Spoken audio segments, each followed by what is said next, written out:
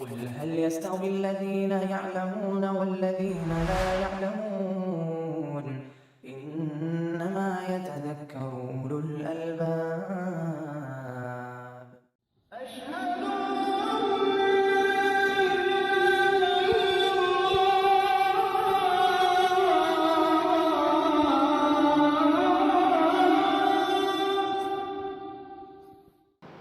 الحمد لله رب العالمين والعاقبة للمتقين ولا عدوان إلا على الظالمين والصلاة والسلام الأتمان الأكملان على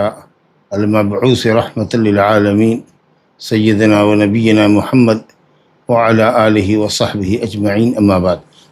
فعن ابن عمر رضي الله عنهما قال قال رسول الله صلى الله عليه وسلم صلاة الليل مثنى مثنى فإذا خشي أحدكم الصبح صلى ركعة واحدة توتر له ما قد صلى متفق عليه وللخمسة وصحه ابن حبان صلاة الليل والنهار مثنى مثنى وقال النسائي هذا خطأ۔ صلاة اللیل کا ذکر ہے۔ صلاة اللیل کی کیفیت کیا ہونی چاہیے، اس سے قبل ہم آ کر رکے تھے کہ نبی کریم صلی اللہ علیہ وسلم فجر کی 2 رکعت سنت کے بعد تھوڑی دیر کے لیے دائیں کروٹ لیٹ جاتے تھے، اور یہ لیٹنا آپ کا گھر میں ہوتا تھا۔ اس کے بعد یہ حدیث ابن عمر رضی اللہ عنہ کی ہے، جس کا تعلق رات کے نوافل، تہجد اور قیام اللیل کی ادائیگی کی کیفیت اور طریقے سے ہے کہ نبی صلی اللہ علیہ وسلم صلاۃ اللیل کس طرح ادا کیا کرتے تھے۔ چنانچہ ابن عمر رضی اللہ عنہما سے روایت ہے، فرمایا کہ رسول اللہ صلی اللہ علیہ وسلم نے فرمایا صلاۃ اللیل مثنی مثنی، رات کی نماز 2 رکعت ہے، 2 رکعت۔ مثنی مثنی یعنی اثنتین اثنتین۔ مثنی مثنی کا معنی کیا ہے؟ خود ابن عمر رضی اللہ عنہ نے بتایا کہ ان یسلم فی کل رکعتین، یا ان تسلم فی کل رکعتین، ان تسلم فی کل رکعتین، کہ تم ہر 2 رکعت پر سلام پھیرو۔ فاذا خشی احدکم الصبح، جب تم میں سے کسی کو صبح ہونے کا اندیشہ ہو جائے، یعنی صبح صادق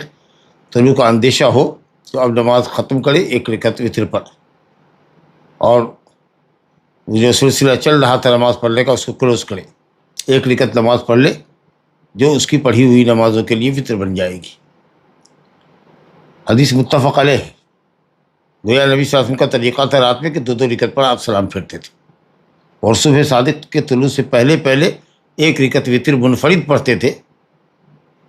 جو آپ کی نمازوں کے لیے وتر ہوتی تھی۔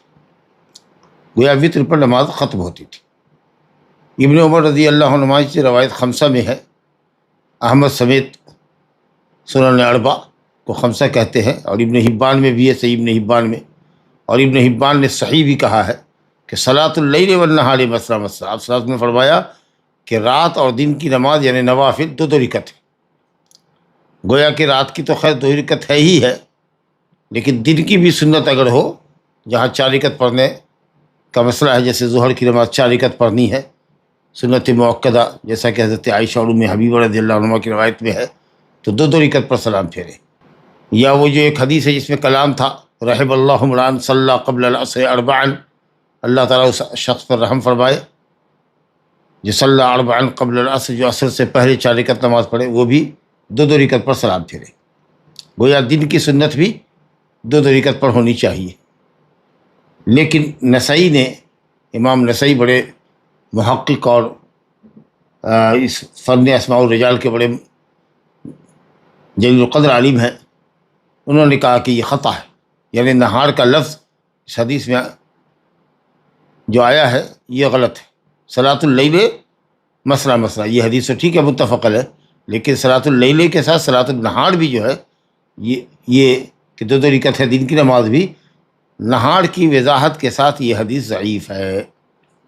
کیونکہ اس میں علی بن عبداللہ البارقی، علی ابن عبداللہ البارقی نے ابن عمر رضی اللہ عنہ سے روایت کی ہے، اور وہ اگرچہ ثقہ ہے لیکن انہوں نے ثقات کی مخالفت کی ہے، یا اپنے سے زیادہ ثقہ کی مخالفت کی ہے۔ اس زیادتی میں، اس اضافے میں، نہار کے لفظ کے اضافے میں بہت شدید اختلاف ہے علماء کا۔ امام بخاری جیسے امیر المومنین فی الحدیث نے کہا صحیح ہے۔ اللہ اکبر، جیسا کہ بیہقی نے امام بخاری کا قول نقل کیا، ابن خزیمہ نے، ابن حبان نے، علامہ نووی نے، شیخ البانی نے، شیخ عبدالعزیز بن باز رضی اللہ رحمہ اللہ اجمعین نے کہا کہ یہ ثقہ راوی ہے اور اس کی زیادتی مقبول ہے۔ لیکن دوسرے علماء جسے نسائی ہیں کہتے ہیں یہ غلط ہے، جیسا کہ خود حافظ ابن حجر نے یہاں نقل کیا۔ امام احمد رحمۃ اللہ علیہ نے، امام شعبہ نے، امام دارقطنی نے، حاکم نے، یحییٰ بن معین نے، شیخ الاسلام ابن تیمیہ نے، ادھر بھی بڑے بڑے علماء ہیں جو کہتے ہیں کہ یہ اضافہ صحیح نہیں ہے۔ اور اس کی دو بنیادی وجہ ہے، وہ یہ کہ اس حدیث کو حضرت عبداللہ بن عمر سے 15 سے زائد ان کے شاگردوں نے روایت کیا، اور ان میں کہ اکثر حفظ اور اتقان میں پہاڑ ہے، حفظ و اتقان کے پہاڑ ہے،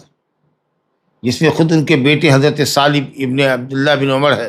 ان کے آزاد کردہ غلام نافع ہیں، اسی طرح سے عبداللہ بن دینار ہیں، اور دوسرے جبال الثقہ، جبال فی الحفظ، اور انہوں نے اس حدیث کو بغیر لفظ نہار کے اضافے کے ذکر کیا ہے۔ صرف ایک شخص نے ذکر کیا ہے نہار، صلاۃ اللیل والنہار کا لفظ لگایا ہے، بارقی، علی بن عبداللہ البارقی، اسی کو ازدی بھی کہتے ہیں، تو گویا کہ یہ قلیل الحدیث بھی ہے حضرت عبداللہ بن عمر سے، اور وہ ثقہ ہو کر کے اپنے سے اسقا روات کی انہوں نے مخالفت کی، لہذا جماعت کی روایت پر عمل ہوگا، نہ کہ ایک فرد کے اوپر، جیسا کہ علم حدیث کا قاعدہ ہے کہ جب ثقہ اپنے سے زیادہ ثقہ کی مخالفت کرے، اسقا کی مخالفت کرے، تو وہ حدیث شاذ ہوتی ہے، اور ضعیف راوی اگر ثقہ راوی کی مخالفت کرے تو حدیث منکر ہوتی۔ تو بہرحال منکر تو ضعیف ہے ہی، لیکن شاذ روایت بھی ضعیف کے حکم میں ہی ہے، اس لیے نہار کا اضافہ تحقیقی طور پر ثابت ہوا کہ یہ اضافہ ثابت نہیں ہے۔ دوسرے یہ کہ عبداللہ بن عمر رضی اللہ عنہ خود ہی بہت بڑے متبع سنت تھے، لیکن ان سے ثابت ہے کہ وہ 4 رکعت نماز، ابن ابی شیبہ نے صحیح سند سے ذکر کیا ہے، جیسا کہ امام البانی نے تصحیح بھی کی تائید کی ہے کہ حضرت عبداللہ بن عمر دن کی بعض سنتیں 4 رکعت پڑھتے تھے ایک سلام سے۔ اگر ابن عمر سے یہ روایت ہوتی، یا ابن عمر کے حافظے میں یہ بات ہوتی کہ صلاۃ اللیل کے ساتھ صلاۃ النہار بھی مسئلہ ہے، تو ان کی شدت اتباع کے پیش نظر یہ بات کہی جا سکتی ہے کہ ابن عمر اس کی مخالفت نہیں کرتے۔ پھر یہ ہے کہ حضرت عبداللہ بن عمر سے کسی نے پوچھا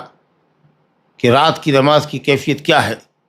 تو بھلا وہ رات کی نماز کے ساتھ دن کی نماز کی کیفیت کیوں بتائیں گے؟ اس لیے سیاق بھی یہ کہتا ہے کہ، اور سوال کا جو اسلوب ہے وہ بھی یہ بتا رہا ہے کہ یہ صلاۃ اللیل کے تعلق سے کہا تھا، یہ نہار کا اضافہ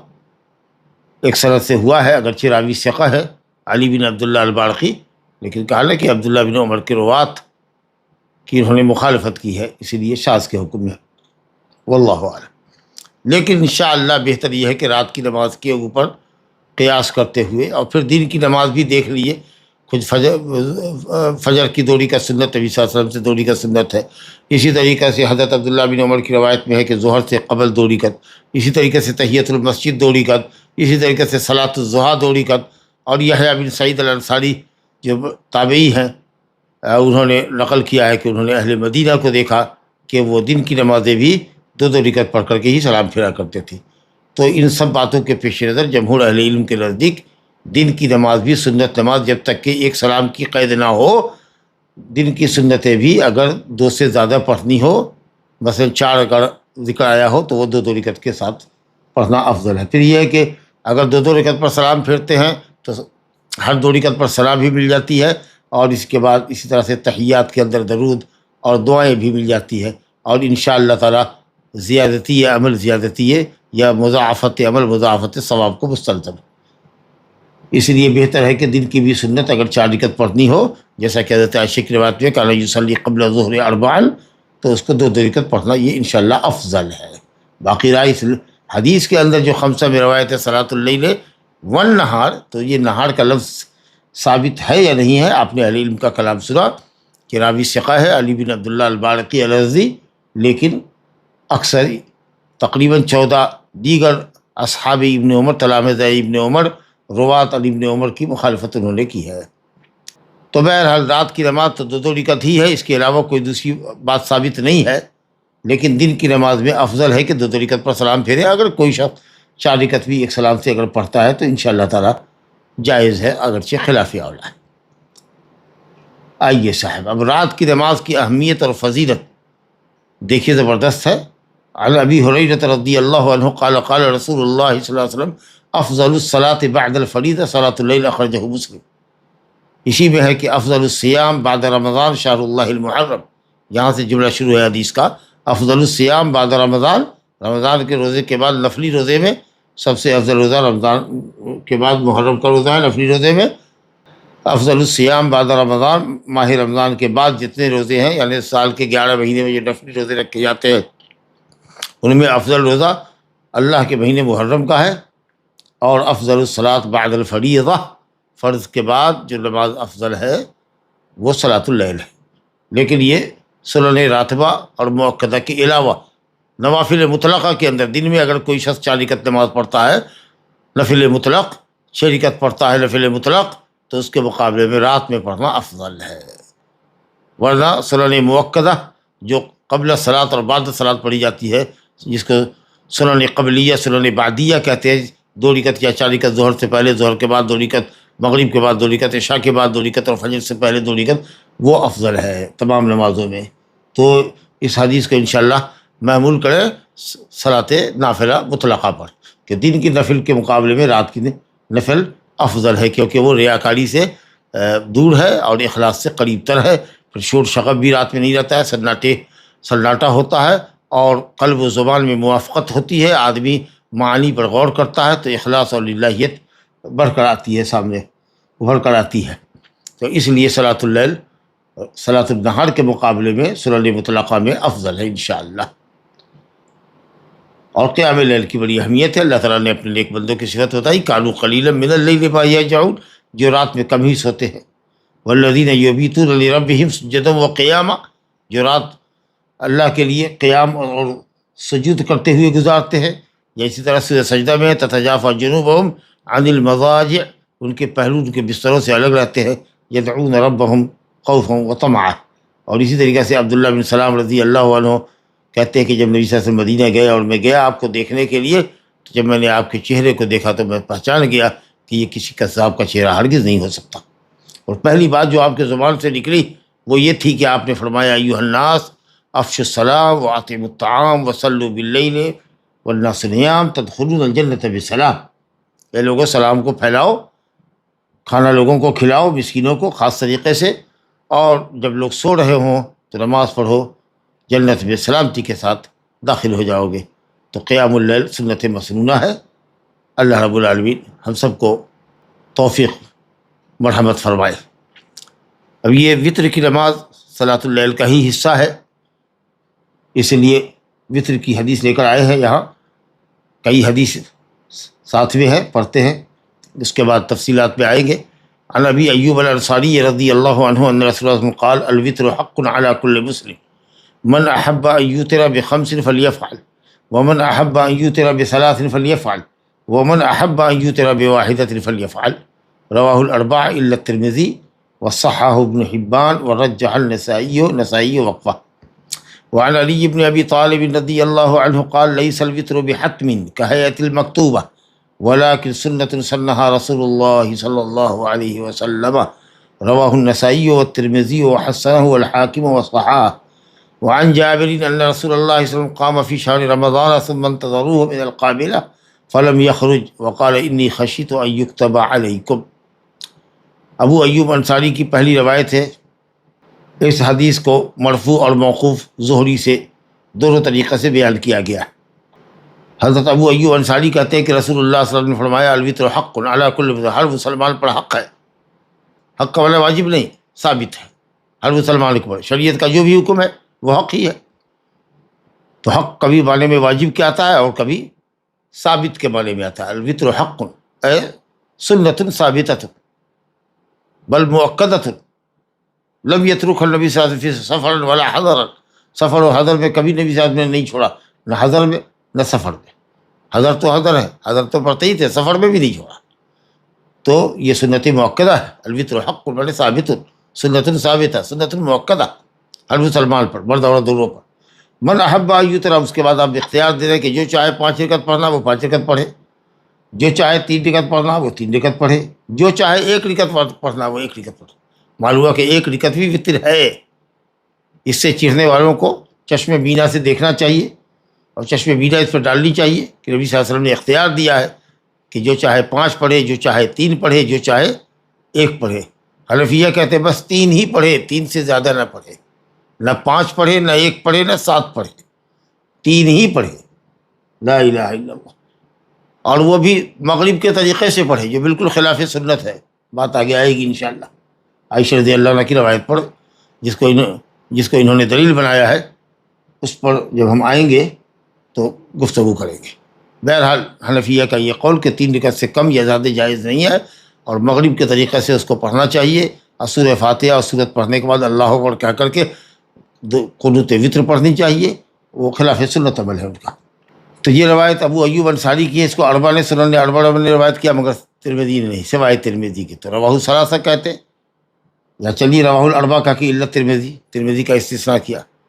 ورنہ پھر اگر رواہ الثلاثہ کہتے تو رواہ ابو داؤد والنسائی وابن ماجہ کہنا پڑتا. اس لیے رواہ الاربع الا ترمذی، یہ اچھی اصطلاح.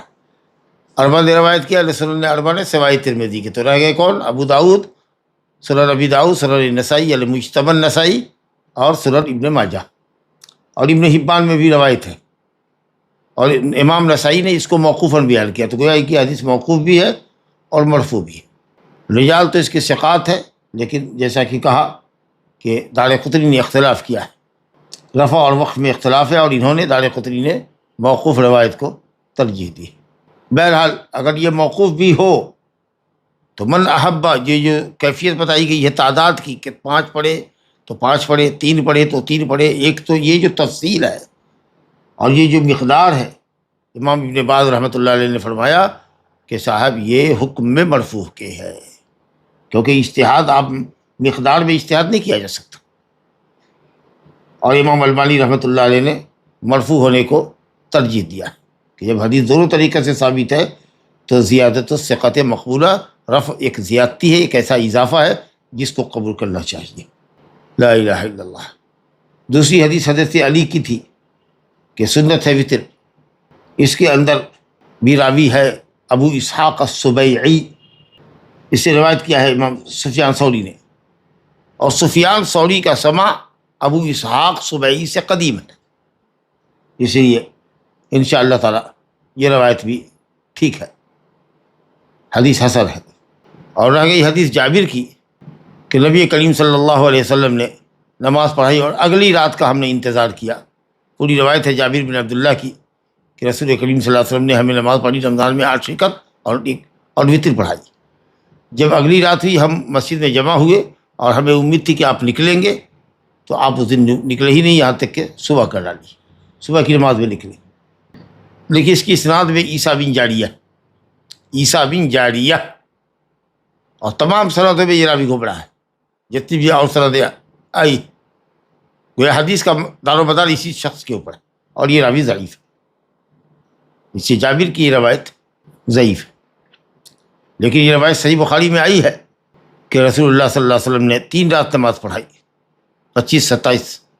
25 27 کو، اور اس کے بعد آپ نہیں نکلے. لوگوں کی بھیڑ جب دیکھی اور آپ نے کہا اخیر میں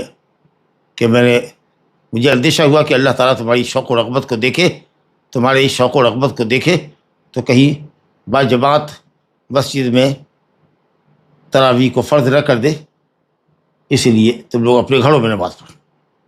بہرحال تو جابر کی یہ روایت ہے، اس میں دیکھ لیجیے ایک لفظ ہے، اصل میں وہ ہم وہاں تک پہنچے نہیں.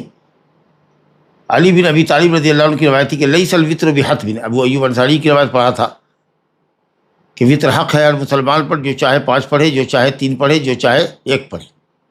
علی بن ابی طالب کی روایت جس میں ابو اسحاق السبیعی ہے، وہ ضعیف راوی ہے، مگر ان سے سننے والے جو لوگ قدیم ہیں ان کی سماعت ٹھیک ہے. بعد میں ان کا حافظہ گڑبڑ ہوا، تو انہوں نے کہہ دیا، علی بن ابی طالب نے کہا ہے کہ وتر حتمی نہیں ہے فرض نماز کی طرح، لیکن سنت ہے، رسول اللہ صلی اللہ علیہ وسلم نے اس کو مسنون قرار دیا ہے اور سفر و حضر میں گویا کہ آپ نے پڑھا ہے۔ یہ حدیث حسن درجے کی اور حاکم نے اس کو صحیح کہا۔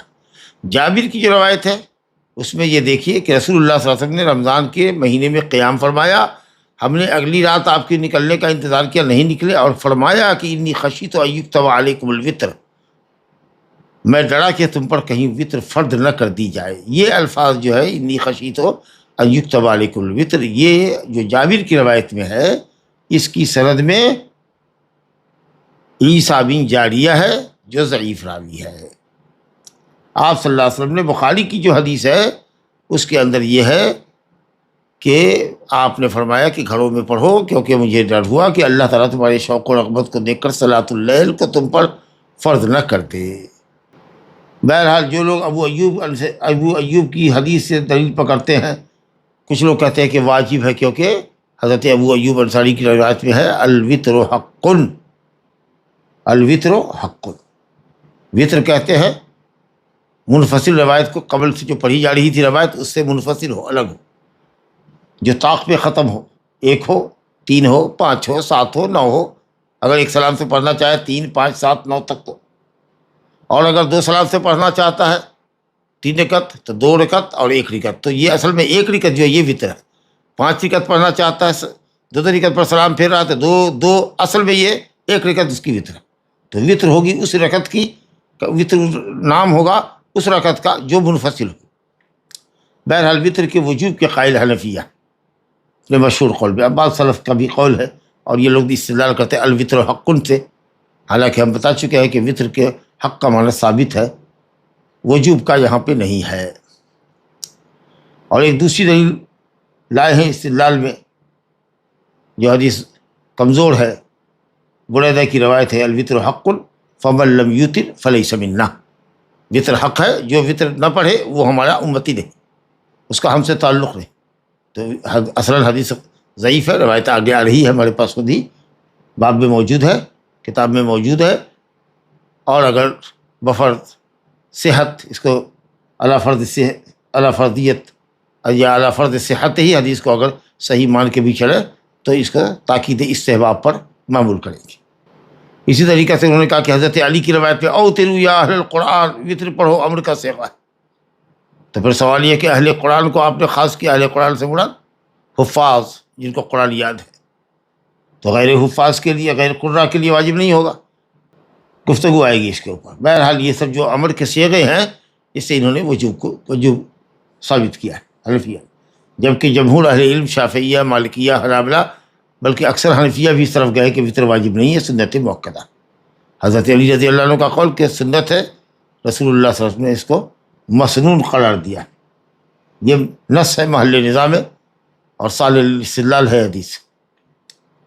پھر اس کے بعد یاد کیجیے وہ حدیث جو ہم پڑھتے ہیں، طلحہ بن عبید اللہ رضی اللہ عنہ کی، کہ ایک نجدی شخص آیا اسلام کے متعلق سوال کرنے کے لیے، سے کہا یا رسول اللہ اسلام کیا ہے؟ آپ نے کہا 5 صلوات فی الیوم واللیلہ، 5 وقت کی نماز دن رات میں ہے۔ قال هل علی غیرہن، کہ اس کے علاوہ بھی کوئی نماز ہے؟ تو آپ نے کہا لا الا ان تطوع، تو تمام نمازیں تطوع ہے، یعنی فرض اور واجب سے زائد۔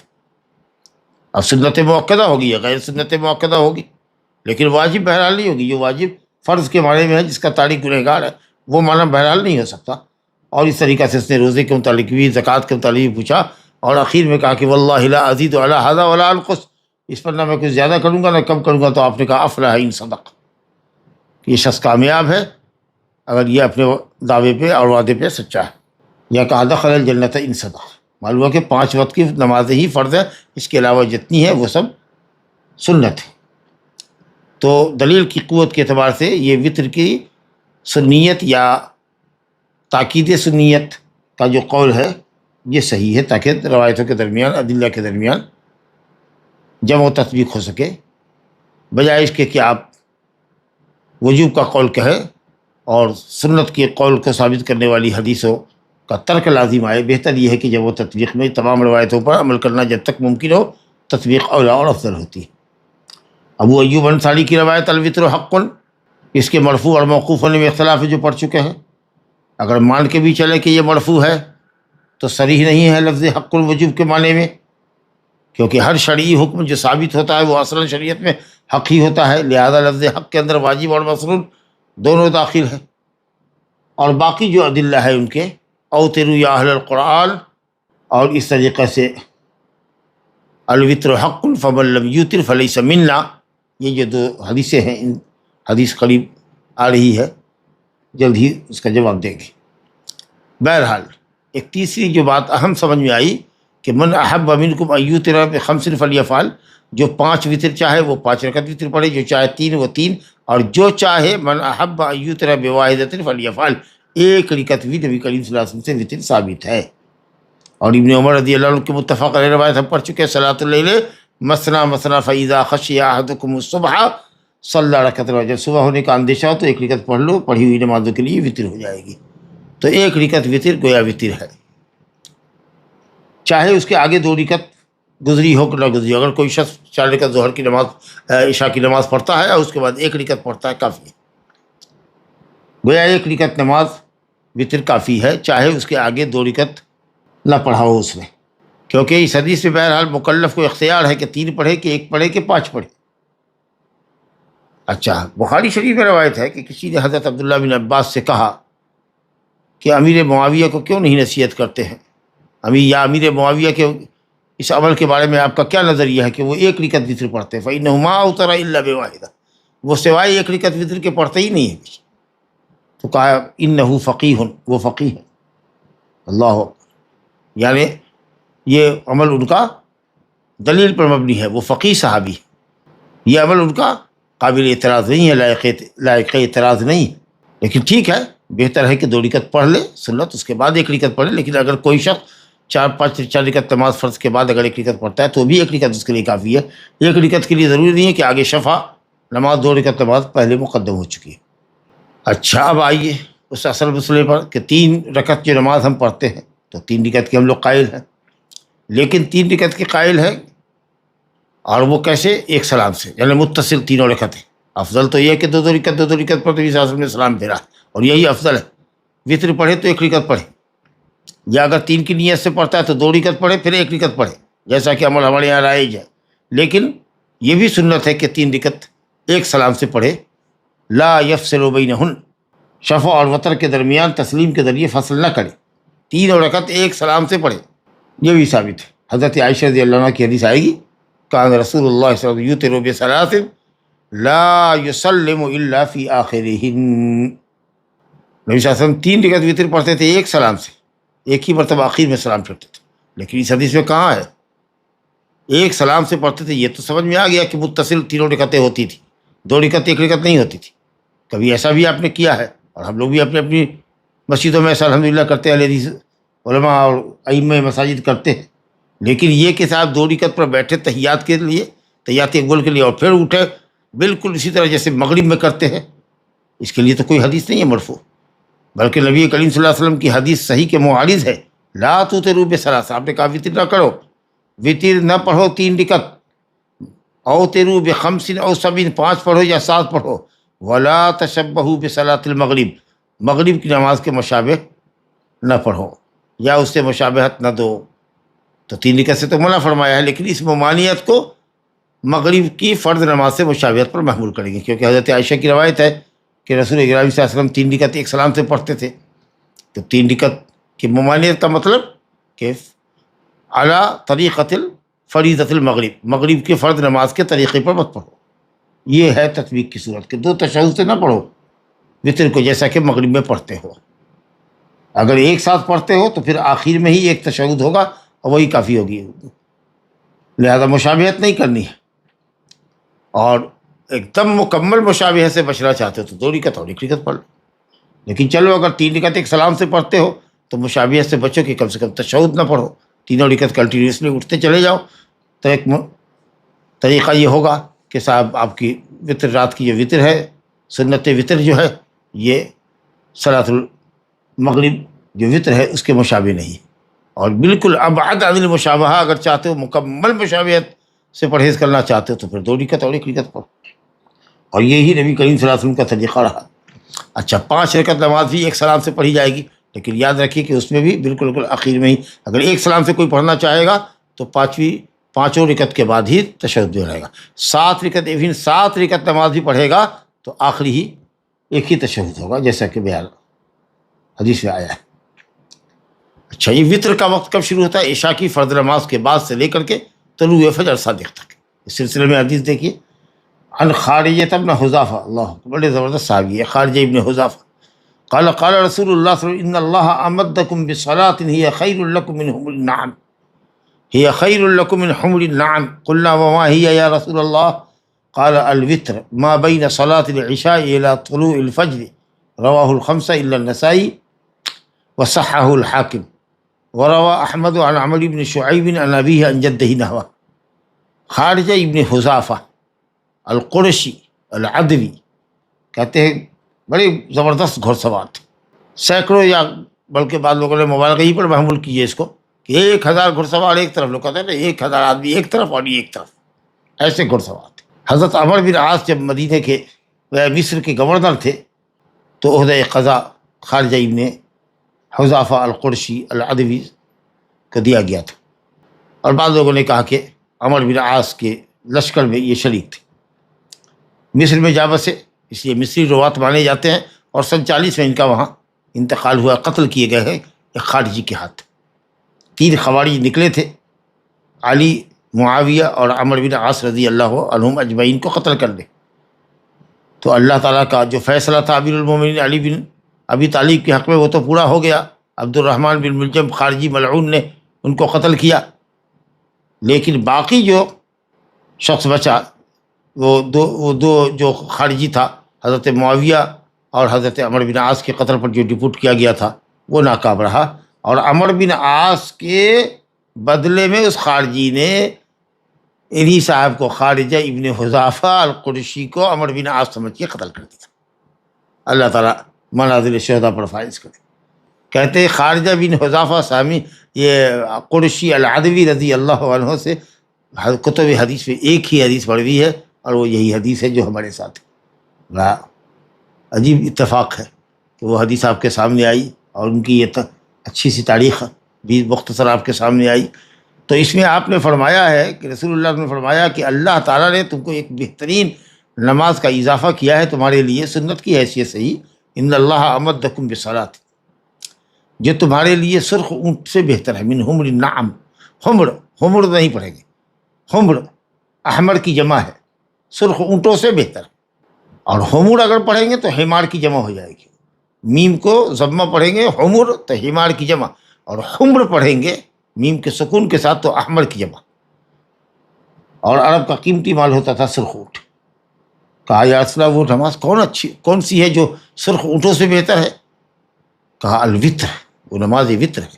جو عشاء کی نماز سے لے کر طلوع فجر صادق تک. اس کا مطلب ہے کہ وطر کا وقت کب تک ہے؟ فجر صادق طلوع ہونے تک. اگر فجر صادق ہو گئی تو پھر وطر کا وقت ختم ہو گیا. اب اگر پڑھیں گے تو قضا ہی پڑھیں گے، اور دن میں قضا کریں گے اس کی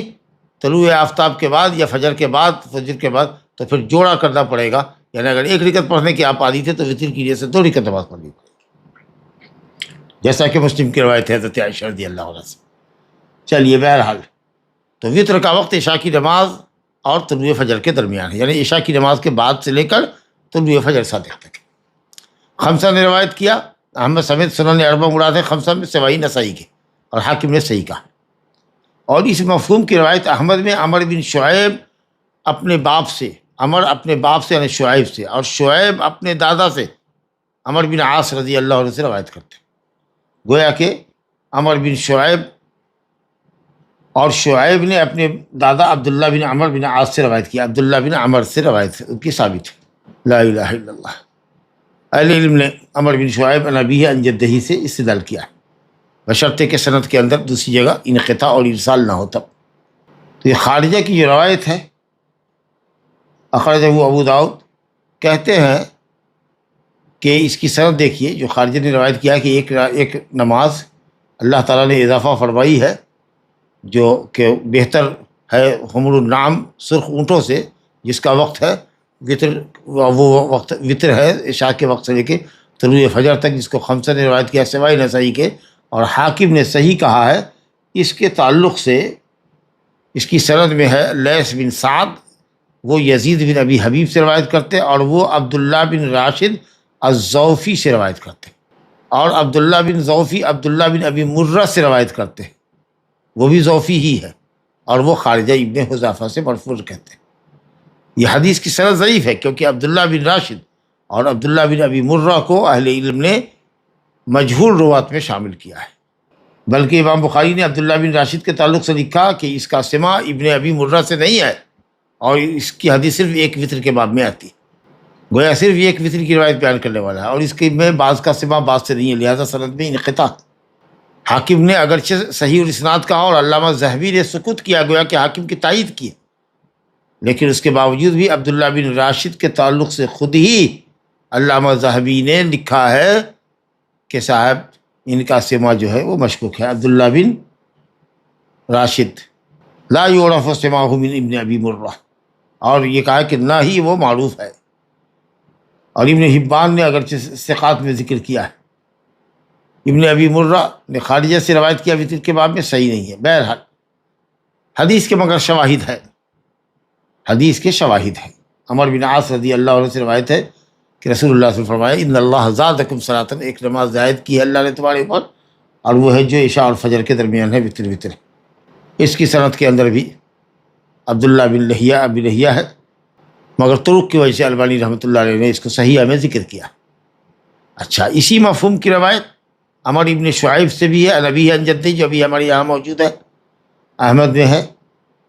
حجاج بن ارطاء نے عمر بن شعیب سے، انہوں نے اپنے دادا سے روایت کی ہے، ان اللہ قد زادکم صلاۃ وہی الوتر۔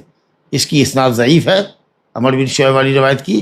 کیوں؟ اس لیے کہ حجاج بن ارطاء یہ مدلس راوی ہے، اور اس نے عمر بن شعیب سے عن کے ذریعے روایت کی۔ تو بہرحال کل ملا کر کے بات معلوم ہوئی کہ حدیث کی طرق تو ہے، اور تمام طرق کو علامہ البانی رحمۃ اللہ علیہ نے رواء الغلیل میں ذکر کیا ہے، لیکن سب کی سب ضعیف ہے۔ تو خارجے کی روایت کے اندر عبداللہ بن راشد ضعفی، اور اس کے آگے ابن مرہ مجہول ہے، انقطاع ہے، اور عمر بن شعیب کی روایت کے اندر بھی یہ حجاج بن ارطاء مدلس راوی ہے۔ تو گویا کہ ایک نماز کی اضافے کا جو مسئلہ ہوا کہ اللہ نے ایک نماز اضافہ کیا ہے، تو لوگ کہہ سکتے ہیں نا کہ 5 نمازیں تھیں، اللہ نے ایک نماز اضافہ کیا علی سبیل الفرض، تو اس سے جن لوگوں نے دلیل استدلال کیا ہے کہ وتر واجب ہے اور فرض کے درجے میں ہے، وہ استدلال بہرحال مخدوش ہو گیا، ڈیمیج ہو گیا۔ چلیے صاحب، لیکن بہرحال جو اس میں فضیلت ہے اس سے یہ سمجھ میں آتا ہے کہ یہ نماز فضیلت والی نماز ہے۔ جو اصل چیز ہے ثابت کرنے کی وہ یہ ہے کہ طلوع فجر سے لے کر کے عشاء کے بعد سے لے کر طلوع فجر تک ہے، اور حدیث ابھی آگے آئے گی، ابو سعید خدری کی ہے، اوتروا قبل ان تصبحوا، صبح صادق ہونے سے پہلے وتر کو پڑھ لو۔ گویا کہ جمہور کہتے کہ طلوع فجر ہوا، فجر صادق طلوع، اور وتر کا وقت ختم۔ اور اس سلسلے میں ہم مؤذن کی اذان کا اعتبار کریں، خاص کر کے جب مؤذن ایسا ہو جو وقت کا خاص لحاظ رکھتا ہو، تحریک کرتا ہو۔ اور کچھ لوگوں نے یہ کہا کہ صبح کی فرض نماز سے پہلے تک، یعنی اگر کوئی سو گیا یہ سمجھ کر کے کہ وتر پڑھیں گے، تو جب یاد آ جائے بنام علی الصلاۃ کے اندر یہ بھی داخل ہے، فلیصلیھا اذا ذکرھا، تو اگر صبح اٹھا فجر کی اذان کے ساتھ وضو کر کے آیا اور اس نے وتر نہیں پڑھی تھی، تو امام محمد رحمۃ اللہ علیہ کی ایک روایت ہے، اور یہ شافعیہ اور مالکیہ کا بھی ایک قول ہے کہ صاحب عادتاً تو نہیں، لیکن یہ کہ اگر کوئی وتر چھوڑ کے سو جائے یا بھول جائے تو جب یاد آئے نماز پڑھے، تو اس کے تعلق سے یا اس کی روشنی میں فجر کی اذان ہو جانے کے بعد بھی آدمی وتر پڑھ سکتا ہے، اور اس کے بعد 2 رکعت سنت پڑھے، اور پھر جا کر کے فرض بعد میں شامل ہے۔ تو یہ بہرحال مجبوری کی حالت میں ایسا ہو سکتا ہے، لیکن جو اصل وقت ہے، محبوب اور پسندیدہ جو وقت ہے، وہ ہے فجر صادق سے طلوع کے وقت تک۔ اس کے بعد فجر کی اذان کے بعد پڑھ سکتا ہے یا نہیں پڑھ سکتا، اہل علم کا اختلاف ہے، جیسا کہ آپ نے سنا۔ راجح قول تو یہی ہے کہ صاحب وہ وقت ختم ہو گیا، لیکن ایک یہ قول شافعیہ اور حنابلہ کے یہاں ملتا ہے۔ اس سے انشاءاللہ اگر کبھی کوئی ایسی مجبوری ہو جاتی ہے، بھول چوک ہو جاتی ہے، تو فجر کے بعد بھی پڑھے گا اور 1 رکعت ہی پڑھے گا۔ لیکن اگر سورج نکلنے کے بعد پڑھتا ہے، دن میں پڑھتا ہے، تو پھر اس کو 2 رکعت پڑھنا پڑے گا، جوڑا کرنا پڑے گا۔ اب وہ حدیث دیکھیے، وہ جو حدیث جو حنفیہ کی مضبوط دلیل ہے کہ وتر واجب ہے، عبداللہ بن بریدہ سے روایت ہے، وہ اپنے والد بریدہ ابن الحصیب سے روایت کرتے ہیں کہ رسول اللہ صلی اللہ علیہ وسلم نے فرمایا الوتر حق فمن لم یوتر فلیس منا، جو وطر نہ ادا کرے وہ ہمارا نہیں، وہ ہم سے نہیں ہے۔ ابو داؤد نے اپنی سنن میں نکالا ہے، اس کو بیان کیا بسند لین، ضعیف سند سے، جبکہ حاکم نے اس کو صحیح قرار دیا۔ حاکم متساہل ہے،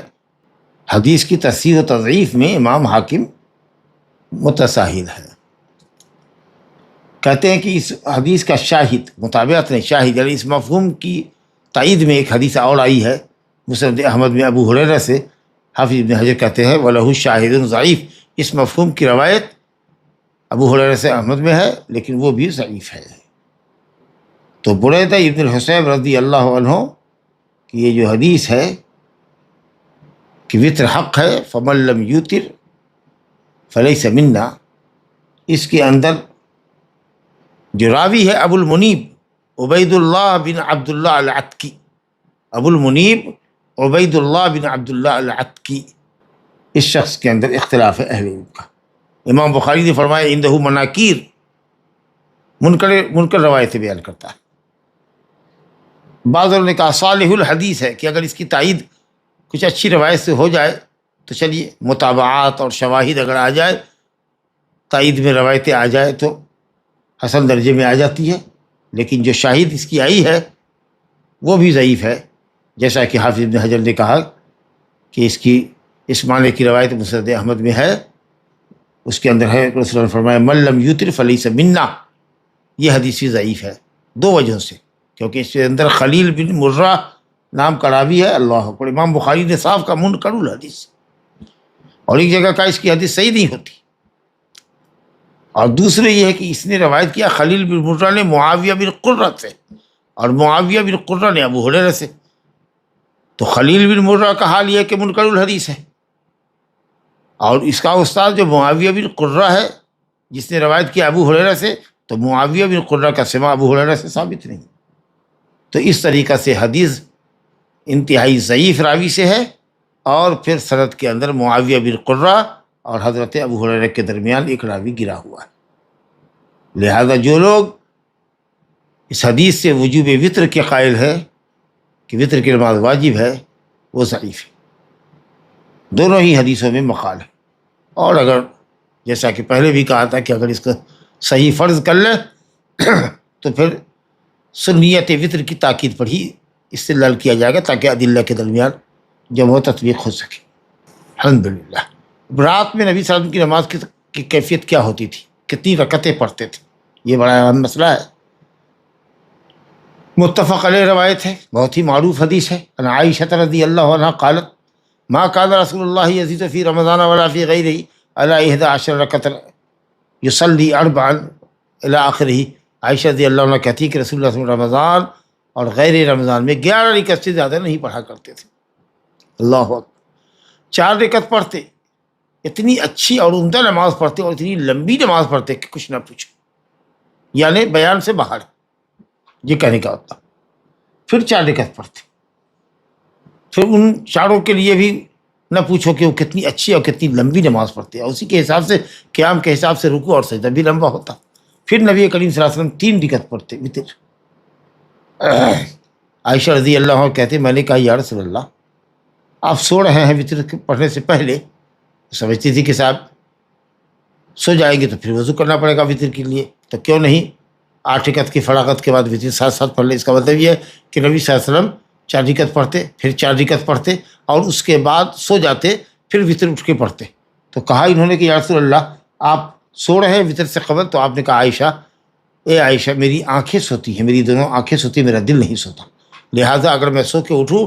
تو میرا وضو نہیں ٹوٹے گا۔ سونا میرے لیے ناقض الوضو نہیں ہے یا نقض وضو کا سبب نہیں، کیونکہ دل جگہ ہوتا ہے، اور دل کے اندر کی جو کیفیت ہوتی ہے، دل سے متعلق جو کیفیت ہوتی ہے، جس کیفیت کو دل سمجھ سکتا ہے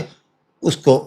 دل سمجھتا ہے، اور ریا کا خروج چونکہ اندر سے ہوتا ہے اسے دل محسوس کرتا ہے۔ ایک وادی میں 2 مرتبہ ایسا ہوا کہ آپ صلی اللہ علیہ وسلم سوئے رہ گئے اور سورج کی شعاع نے جگایا، تو اگر اس حدیث کو کوئی پیش کرے تو کہیں گے کہ وقت کی پہچان اور سورج کے نکلنے اور ڈوبنے کا تعلق اور اس کے وقت کی پہچان آنکھوں سے، اور آنکھ تو سوئی ہی رہتی ہے، اس سے کوئی تعارض نہیں ہے۔ تو بہرحال یہ کیفیت ہوتی تھی، گویا کہ 8 پرستی نبی صلی اللہ علیہ وسلم پڑھا کرتے تھے۔ ایک روایت اور دیکھیے عائشہ کی، وفی روایت لہم عنہا، اور صحیحین میں ایک روایت حضرت عائشہ سے، دوسری ایک روایت یہ ہے کہ نبی صلی اللہ علیہ وسلم کان یصلی من اللیل 10 رکعات، 10 رکعتیں پڑھتے، یعنی دو دو رکعت یوتر بسجدۃ، اور ایک سجدے سے وتر کرتے، یعنی ایک رکعت جز بول کے کل مراد لیا گیا ہے، اور اس کے بعد فجر کی 2 رکعت سنت پڑھتے اذان فجر کے بعد، اس طرح سے 13 رکعت ہوتی۔ آگے آئیے، وعنہا، اور حضرت عائشہ سے روایت ہے کہ رسول اللہ صلی اللہ علیہ وسلم رات میں 13 رکعت نماز پڑھتے، یوتر من ذلک بخمس، 5 رکعت وتر پڑھتے، لا یجلس فی شیء الا فی آخرها، 5 رکعت کنٹینیو پڑھتے، لگاتار پڑھتے، اخیر میں ایک تشہد کرتے، جس کا مطلب کہ 8 رکعت دو رکعت سے 4 سلام سے پڑھتے، اور 5 رکعت وتر 1 سلام سے پڑھتے، ایسا بھی بعض دفعہ ہوا ہے۔ اچھا، عائشہ رضی اللہ عنہ کی روایت ہے متفق علیہ، من کل اللیل قد اوتر، رسول اللہ صلی اللہ علیہ وسلم نے رات کے پورے حصے میں وتر پڑھا ہے، کبھی اول لیل میں، کبھی وسط لیل میں، کبھی آخری لیل میں، لیکن فانتہا وترہ الی السحر، بہرحال صبح صادق ہونے سے پہلے تک، صبح صادق کے طلوع سے قبل تک، گویا فجر کاذب کے اخیر تک حصے میں آپ وتر سے فارغ ہو جاتے تھے۔ تو یہ رہی ہے حضرت عائشہ کی یہ 4 روایتیں لے کر کے امام بخاری حافظ ابن حجر آئے۔ یہ جو پہلی حدیث ہے عائشہ کی، بخاری مسلم کی، آپ نے دیکھا، یہ دوسری روایت بھی بخاری مسلم کی، تیسری حدیث جو ہے وہ مسلم کی ہے، وہ بخاری کی نہیں ہے، لیکن یہاں انہوں نے صراحت نہیں کیا۔ تو تیسری جو رکعت ہے، تیسری جو حدیث ہے ان کی، اس کے اندر وہ انہا کہ رسول اللہ صلی اللہ علیہ وسلم 13 رکعت پڑھتے، اور 13 رکعت پڑھتے، جس میں 5 رکعت وتر ہوتی ایک سلام سے، اور اخیر میں ایک ہی تشہد پر نماز ختم ہوتی ہے آپ کی۔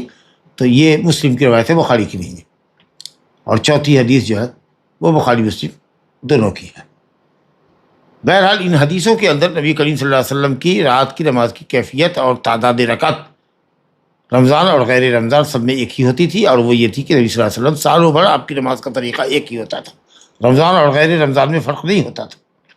اب جو حدیث آتی ہے کہ جب رمضان کا آخری عشرہ داخل ہو جاتا تو کان یجتہد فی العشر الاواخر ما لا یجتہد فی غیرہ، آخری عشرے میں وہ محنت کرتے جو دوسرے عشرے میں نہیں کرتے۔ تو اس کا مطلب یہ نہیں کہ آخری عشرے میں رکعتوں کی تعداد بڑھا دیجیے، تراویح کے نام سے الگ پڑھیے اور تہجد کے نام سے الگ پڑھیے، بلکہ انہی رکعتوں کو، 11 رکعتوں کو، یا بعض روایت میں 13 رکعتیں ہیں تو ان روایتوں کی لمبی قرأت ہوتی تھی، تطویل قرأت ہوتی تھی، تطویل پہ محمول کیا جائے، نہ کہ زیادت یا عدد پر محمول کرنا چاہیے۔ نبی کریم صلی اللہ علیہ وسلم 13 رکعت پڑھتے تھے، کبھی کبھی آتا ہے، اکثر تو 11 پڑھتے، کبھی 13 پڑھتے۔ تو 13 میں کبھی تو فجر کی 2 رکعت سنت عائشہ نے بتایا ہے، اور کبھی یہ بتایا نا کہ 8 رکعت پلس 5 رکعت تو 13 ہو گئی جی۔ تو کبھی 13 رکعت پڑھتے، اور کبھی 13 رکعت یوں بھی ہو سکتی ہے کہ 2 رکعت نماز طویل رکعتوں کے پڑھنے سے پہلے 2 رکعت ہلکی نماز طبیعت کی کو راغب کرنے کے لیے شروع میں 2 رکعت ہلکی پڑھتے قیام اللیل میں، اور اس کے بعد لمبی، گویا کہ 8 رکعت پڑھتے، پھر 2 رکعت پڑھتے، پھر 1 رکعت پڑھتے، اس طرح سے 11 رکعت لمبی ہوتی مال وطر کے، بلکہ 8 رکعت تو بہت لمبی ہوتی، 4 رکعت 2 رکعت پڑھ، یہاں اربان ہے تو کبھی مغالطے میں نہ رہے کہ 4 رکعت 1 سلام سے، بلکہ صلاۃ اللیل مسئلہ ابن عمر رضی اللہ عنہ کی حدیث ہم پڑھ چکے ہیں، 2 رکعت پر سلام پھرنا ہے۔ تو 4 رکعت اس لیے کہا گیا ہے کہ نبی صلی اللہ علیہ وسلم 4 رکعت کے بعد بیٹھتے تھے، یا تھوڑا لمبا فصل کیا کرتے تھے، 2 رکعت کے بعد اٹھ گئے، پھر 2 رکعت کے لیے، لیکن جب 4 رکعت پڑھتے تو لمبا وقفہ کرتے، یا پھر جا کے سو جاتے، پھر اٹھتے تو پھر 4 رکعت پڑھ کر کے پھر جا کے سوتے، پھر وطر کے لیے اٹھتے۔ تو بہرحال اس لیے اربان آیا، کبھی یہ نہیں سمجھنا ہے کہ 4 رکعت 1 سلام سے۔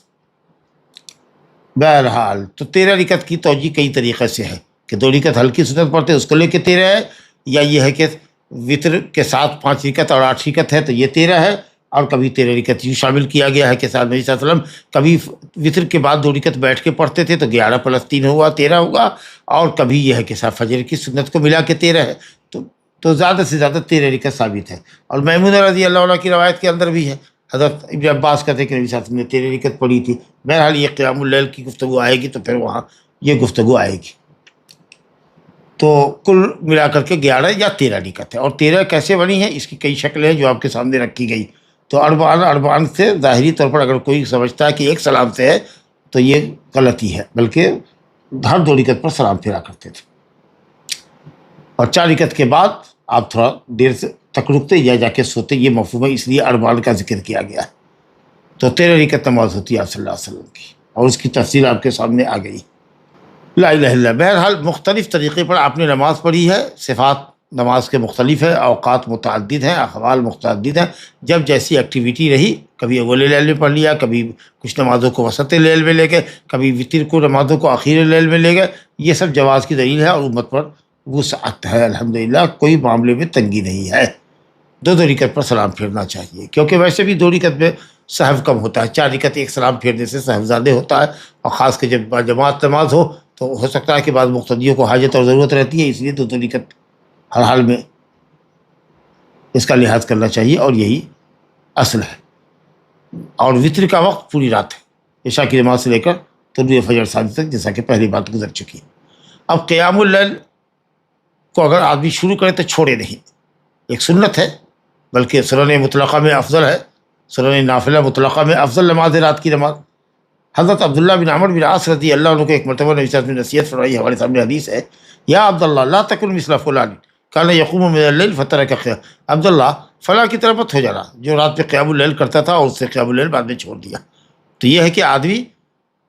علیکم ما تطیقون، جتنی طاقت رکھے اتنا ہی کرے، لیکن کرے تو کنٹینیو کرے، ہمیشہ کرے، یہ نہیں کہ عمل کرتا آ رہا تھا اور چھوڑ دیا۔ اور یہ اکثر اس وقت ہوتا ہے جب آدمی اپنے نفس پر تشدد کرتا ہے، زیادہ کچھ عبادت کر لیتا ہے تو پھر بعد میں اس پر مداومت نہیں رہتی ہے، تو اس لیے اعتدال ہونا چاہیے، تشدد نہیں ہونا چاہیے، اتنا ہی آدمی اپنے آپ کو پابند کرے جتنا کہ وہ آسانی سے اس کو اٹھا سکتا ہو، بوجھ کو ادا کر سکتا ہو، اٹھا سکتا ہو، یا سنت پر گامزن رہتا ہو۔ اب اس کے بعد تو عبداللہ بن عمرو بن عاص کا مشہور واقعہ ہے کہ رات بھر تہجد پڑھتے تھے، ہمیشہ روزہ رکھتے تھے، یہاں تک کہ ان کے والد نے شکایت کی کہ نبی صلی اللہ علیہ وسلم نے عبداللہ بن عمر کو بلایا، یا پھر ملاقات ہو گئی تب کہا کہ ایسا ایسا مجھے معلوم ہے کہ یہ بات ہے، صحیح ہے؟ کہا کہ ہاں یا رسول اللہ، ایسا مت کرو، تمہارا اپنا جسم کا حق ہے، تمہاری بیوی کا حق ہے، تمہارے مہمان کا حق ہے، مشہور حدیث ہے، سمجھا کے دے۔ تو اس طریقے سے عبادات کے اندر گویا کہ آدمی اگر کسی خیر کے عمل کا عادی ہو تو اس کو بجا لاتے رہنا چاہیے، عبادت سے منقطع نہیں ہونا چاہیے۔ دوسرے یہ ہے کہ عبادت کے باب میں آدمی کو تشدد اختیار نہیں کرنا چاہیے، اور اپنے نفس کو تکلیف مالا یطاق کا مکلف نہیں کرنا چاہیے، اپنے آپ کو ایسا مکلف نہ کیجیے کہ جس کو آپ برداشت نہیں کر سکتے۔ جی، بقدر استطاعت دین پر عمل کرنا چاہیے۔ وطر مستحب ہے، جیسا کہ پہلے بھی آیا، یہ بھی ایک حدیث ہے جس سے وجوب کی دلیل لوگ پکڑتے ہیں، حالانکہ حضرت علی کی واضح روایت ہم پڑھ چکے ہیں کہ وہ کہتے تھے کہ یہ سنت ہے، صلى رسول اللہ صلی اللہ علیہ وسلم پڑھ کے آیا علی رضی اللہ عنہ کی کا قول۔ حضرت علی کہتے ہیں کہ رسول اللہ نے فرمایا، اوتروا یا اہل القرآن فإن اللہ وطر يحب الوطر۔ الوطر یہی ہے کہ لیس بحتم، ہم پڑھ کے آ چکے ہیں، ہم حضرت علی رضی اللہ عنہ کا قول پڑھ کے آ چکے ہیں کہ الوطر لیس بحتم، وطر ضروری نہیں ہے، سنت سنہ رسول اللہ صلی اللہ علیہ وسلم۔ حضرت علی کا قول ہے یہ، ٹھیک ہے، محفوظ جو ہے وہ یہ ہے کہ قول کی حیثیت سے۔ جی، وطر کے وجوب کے قائلین میں یہ بھی ہے، اوتروا امر کا صیغہ ہے، جبکہ دوسرے علماء نے اس امر کے طریقے کو وجوب پر محمول کیا ہے،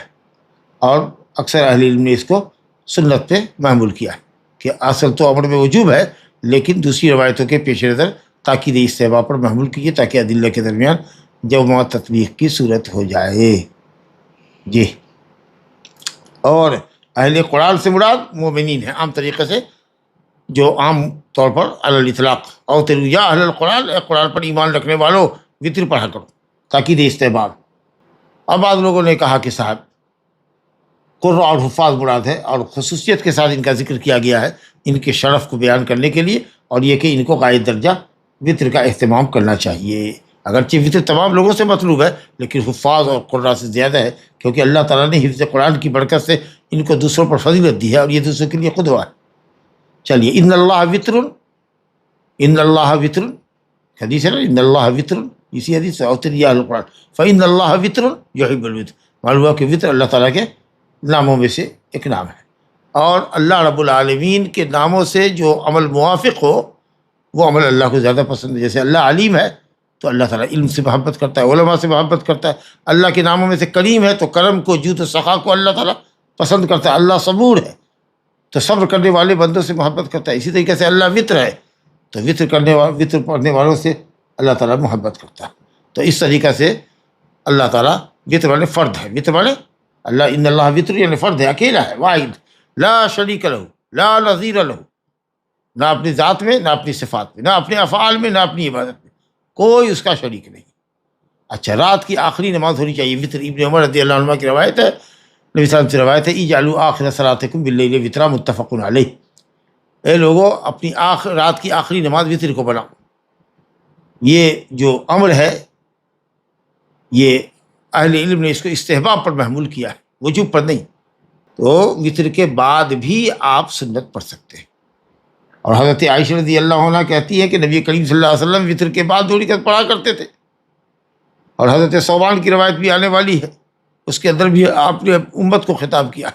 کہ وطر کے بعد بھی جو توفیق اللہ دے پڑھو۔ تو معلوم ہوا کہ بہتر تو یہ ہے کہ آخری نماز رات کی صبح صادق سے قبل وطر ہونی چاہیے، لیکن یہ استحبابی ہے، اور نبی صلی اللہ علیہ وسلم نے پڑھا ہے وطر کے بعد بھی 2 رکعت، اور حضرت ثوبان کو کہا ہے، امت کو خطاب کیا، تو یہ عمل آپ کے لیے خاص نہیں۔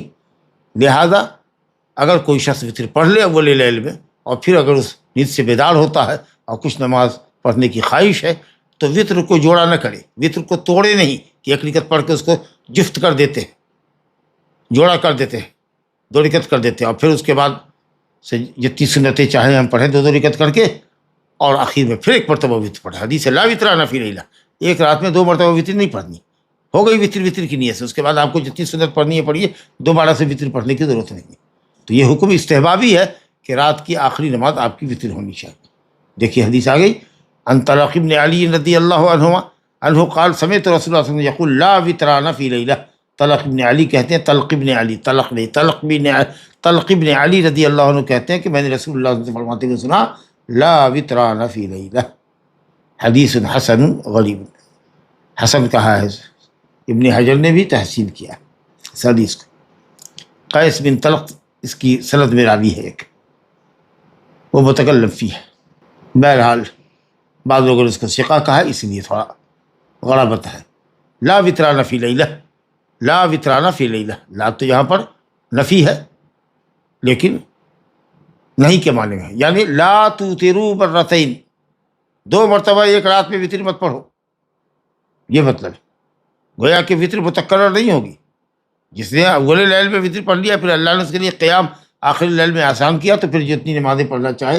جو اس کے مقدر ہو پڑھے، پھر وطر اول پڑھی اکتفا کرے، وطر کو توڑنا نہیں ہے اس کو۔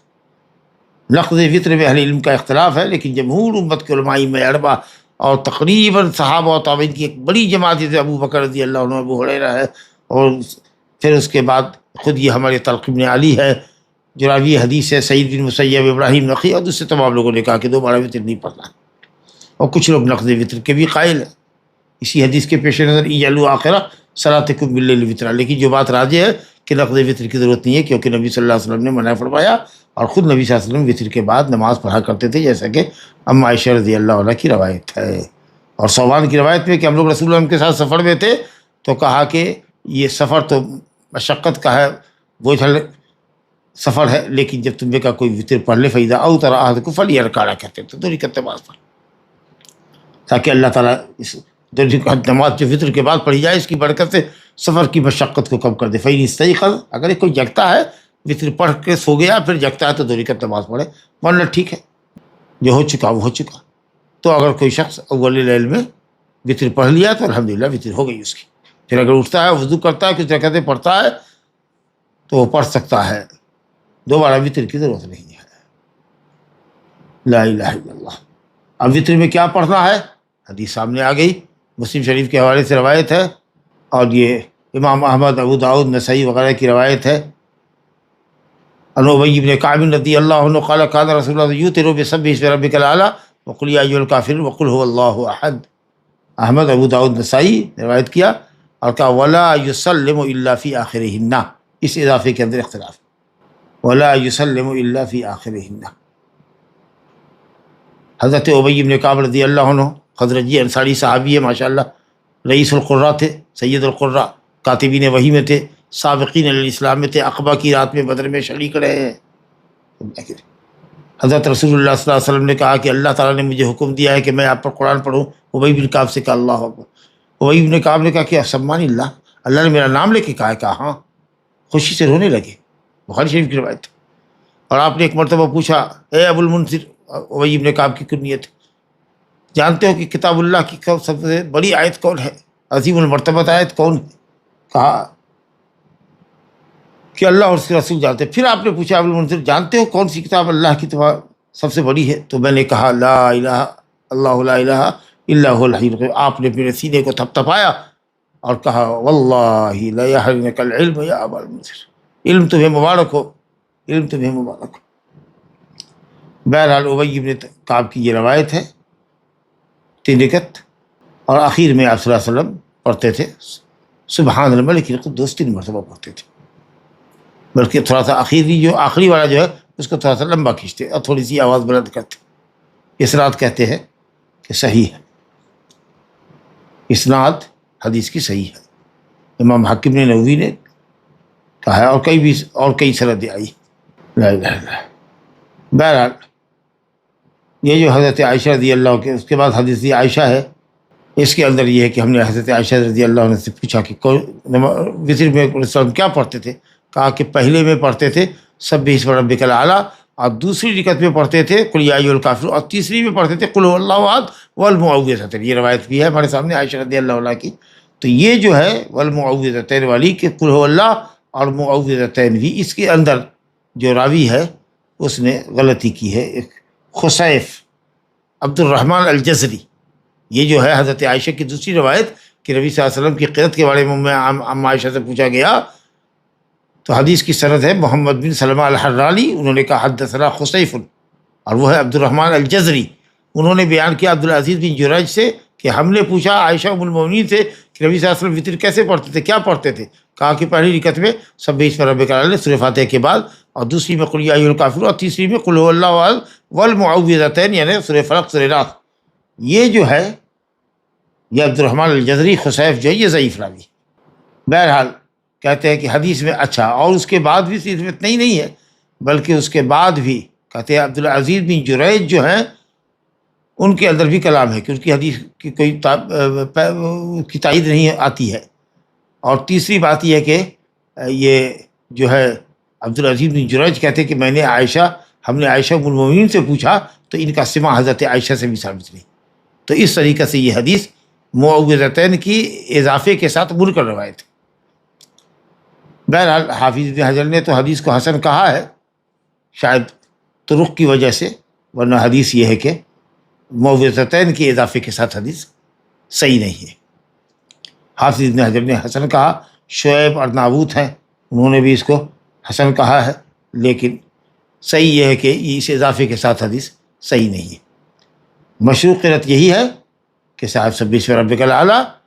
اور قل یا ایھا الکافرون اور قل هو اللہ احد لا الہ الا اللہ۔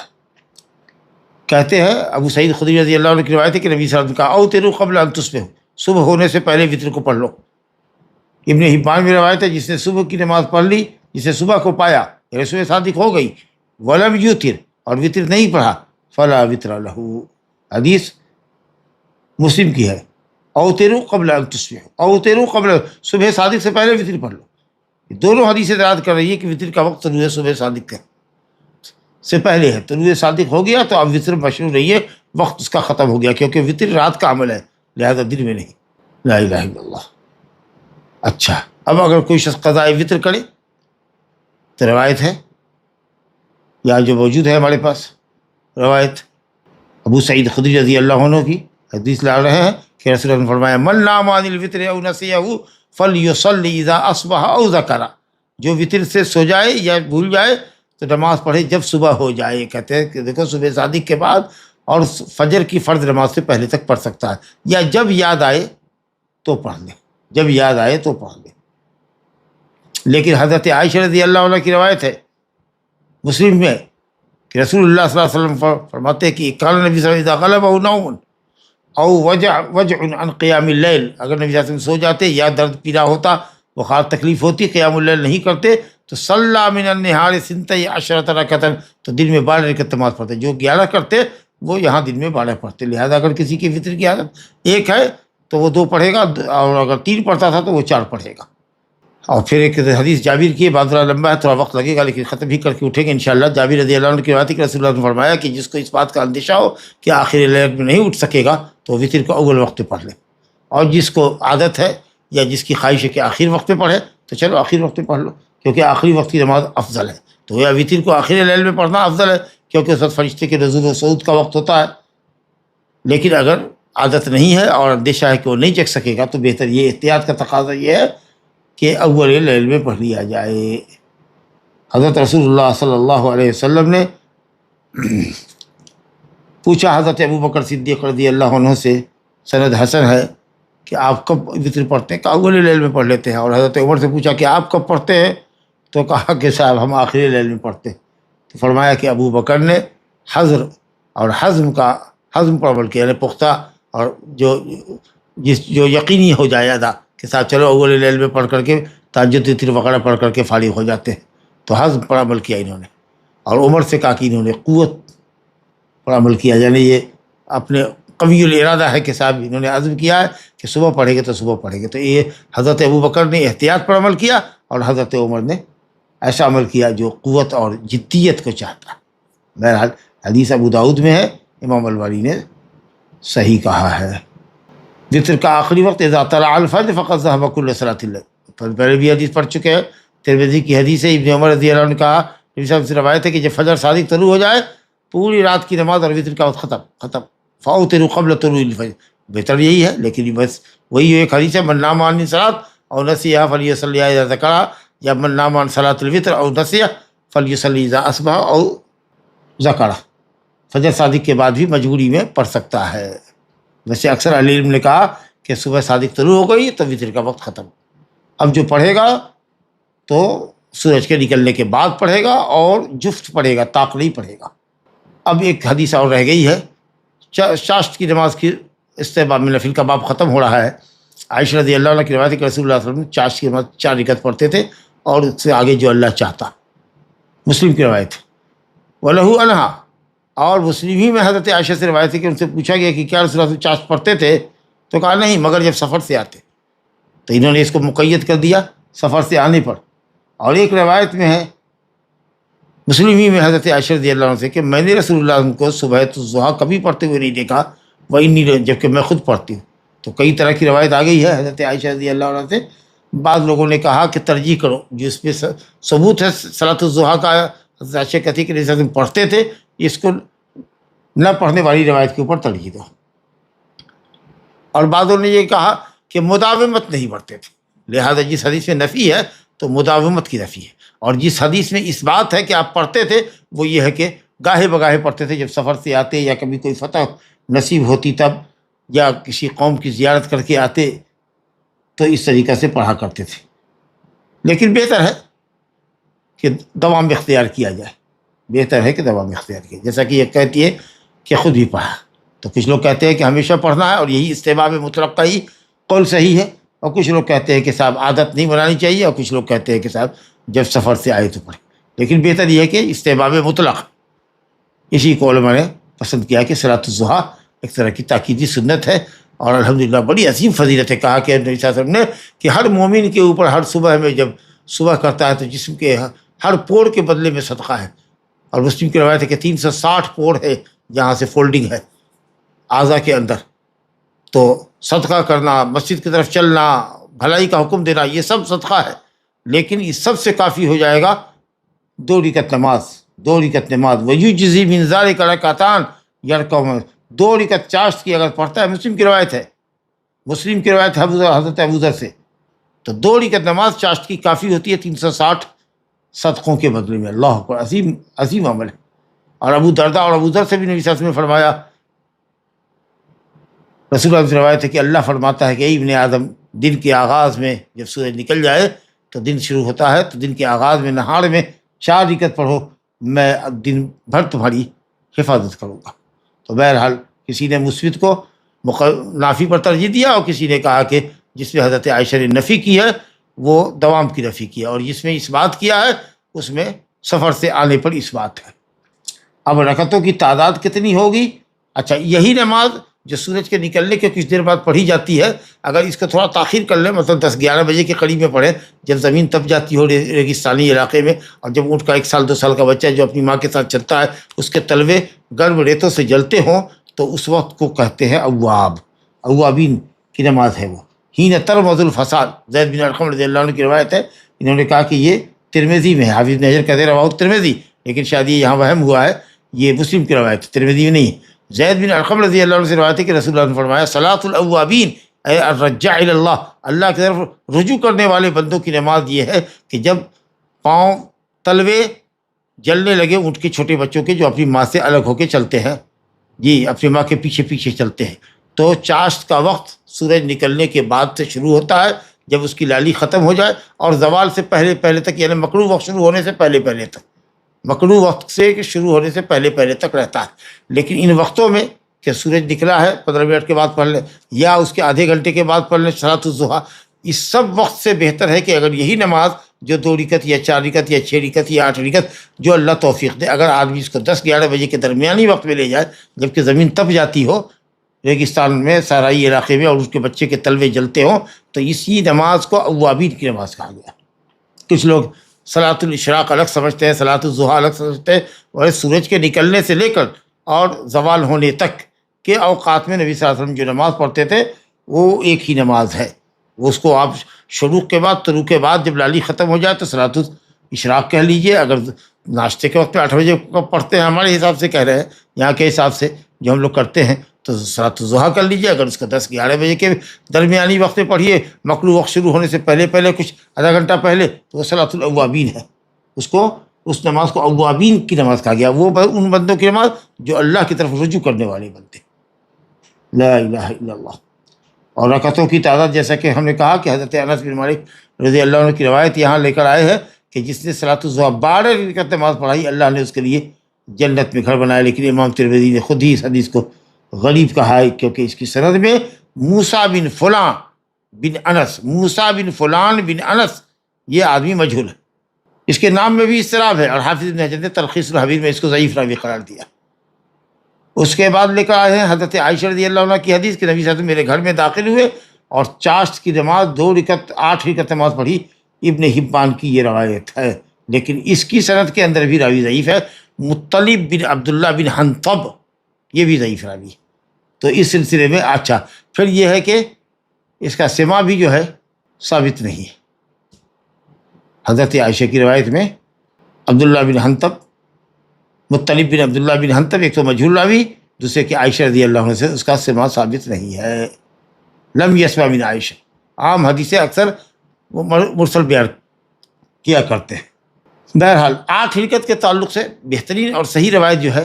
آپ کے پاس بخاری مسلم کی وہ ہے کہ ام ہانی رضی اللہ عنہ کہتی ہیں کہ نبی صلی اللہ علیہ وسلم مکہ کے بلندی والے حصے میں تھے، فتح مکہ کی صبح جب میں آپ کے پاس گئی تو آپ غسل فرما رہے تھے، حضرت فاطمہ نے چادر سے پردہ کر رکھا تھا، آپ نے غسل کیا، اور پھر اس کے بعد آپ نے کپڑا لپیٹا اور 8 رکعت نماز، ثم صلی 8 رکعات صبح الضحیٰ، چاشت کی نماز آپ نے پڑھی،